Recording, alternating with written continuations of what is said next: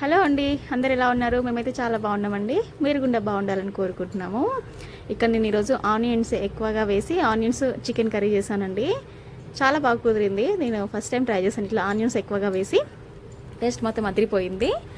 చాలా సింపుల్గా చేసుకోవచ్చండి. ఎలా చేయాలో ఈ వీడియోలో చూపిస్తాను మీకు. ప్లీజ్ మా కంటెంట్ నచ్చితే ప్లీజ్ మా వీడియోని లైక్ చేసి మా ఛానల్కి సబ్స్క్రైబ్ చేయండి. ఇక్కడ నేను ఒక హాఫ్ కేజీ వరకు చికెన్ అయితే నీట్గా కడిగేసి తీసుకున్నానండి.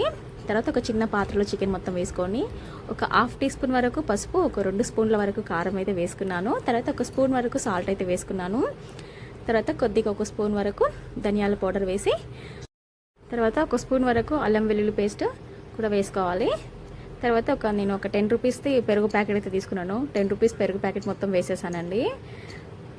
పెరుగు మొత్తం కారం ఉప్పు అన్నీ వేసాక మొత్తం ఒకసారి మొత్తం కలిసేలా కారం ఉప్పు బాగా కలిసేలా కలుపుకోవాలండి. చూడండి, ఇక్కడ నేను వీడియోలో చూపిస్తున్న విధంగా మసాలా మొత్తం చికెన్ కొట్టేలా కలుపుకోవాలండి. కలుపుకొని ఒక హాఫ్ అన్ అవర్ వరకు అలాగే పెట్టుకోవాలి. లేదు మీకు అర్జెంట్ అప్పుడే చేసేదంటే కూడా అప్పటికప్పుడే కూడా చేసుకోవచ్చు మనం ఇలా ఈ విధంగా. చూడండి, ఇలా కలిపైతే నేను పక్కనైతే పెట్టుకున్నాను. తర్వాత చికెన్ చేయడానికి ఒక చిన్న పాత్ర అయితే పెట్టుకున్నానండి. ఇక్కడ ఆనియన్స్ చూడండి, నేను ఒక 4 పెద్ద సైజు ఆనియన్స్ అయితే తీసుకున్నాను. చూడండి, ఈ విధంగా ఆనియన్స్ అయితే ఈ విధంగా పొడుగా కట్ చేసి అయితే పక్కన పెట్టుకోవాలండి మనము. తర్వాత మనం పొయ్యి పైన చిన్న పాత్ర అయితే పెట్టుకున్నాం కదా, ఇక్కడ నేను 5 స్పూన్ల వరకు ఆయిల్ అయితే వేసుకున్నానండి. తర్వాత ఒక పచ్చిమిర్చి చీలికలు ఒక 4 వరకు వేసుకున్నాను. పచ్చిమిర్చి చీలికలు అయితే తర్వాత మనం కట్ చేసి పెట్టుకున్న ఉల్లిపాయ ముక్కలు అయితే వేసుకోవాలండి. నేను ఉల్లిపాయ ముక్కలు ఎక్కువగా వేసుకుంటున్నాను. ఇది చేయడమే ఆనియన్స్ చికెన్ కర్రీ కదా, అందుకే నేను ఆనియన్స్ అయితే ఎక్కువ తీసుకున్నాను. చూడండి, ఈ విధంగా ఆనియన్స్ అయితే గోల్డెన్ కలర్ వచ్చే వరకు అలాగే ఫ్రై చేస్తూ ఉండాలండి. అడుగు పట్టి మాడిపోతుంది. కాస్త నిదానంగా దగ్గరుండి చూసుకోవాలండి.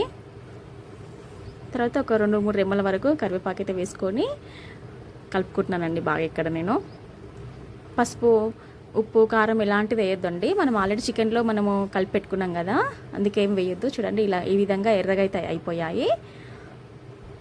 మనం ముందుగానే నానబెట్టుకొని పెట్టుకున్నాం కదా చికెన్ పీసెస్ మొత్తం ఉల్లిగడ్డ మరుగుతుంది కదా, దీంట్లో అయితే వేసేసుకోవాలండి.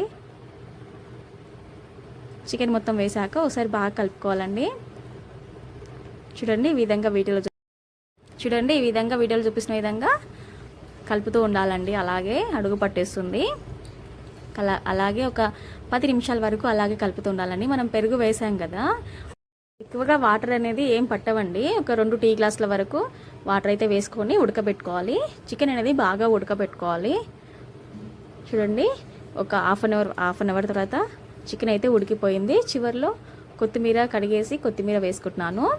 తర్వాత కొద్దిగా చికెన్ మసాలా అయితే యాడ్ చేసుకొని మొత్తం ఈ విధంగా ఒక 5 నిమిషాలు అలాగే ఉడకనిచ్చానండి చికెన్ని. చూడండి, గ్రేవీగా ఎంత బాగా కుదిరిందో చికెన్ కర్రీ మాత్రం. చికెన్ ఆనియన్స్ కర్రీ అనమాట. చాలా టేస్టీగా ఉందండి. ఆనియన్స్ ఎక్కువగా వేస్తే టేస్ట్ అనేది ఇది కొంచెం టేస్ట్ తీయగా కొడుతుంది అది అంటారు కదా, నేను ఇక్కడ ఆనియన్స్ని బాగా ఎర్రగా కాల్చుకున్నాను కాబట్టి టేస్ట్ అనేది అసలు అలా కొట్టదండి. చాలా టేస్టీగా ఉంది. మీకు నచ్చితే ప్లీజ్ తప్పకుండా ట్రై చేయండి మీ ఇంట్లో. కొత్తగా ట్రై చేశాను, చాలా బాగా కుదిరిందండి ఆనియన్ చికెన్ కర్రీ అయితే.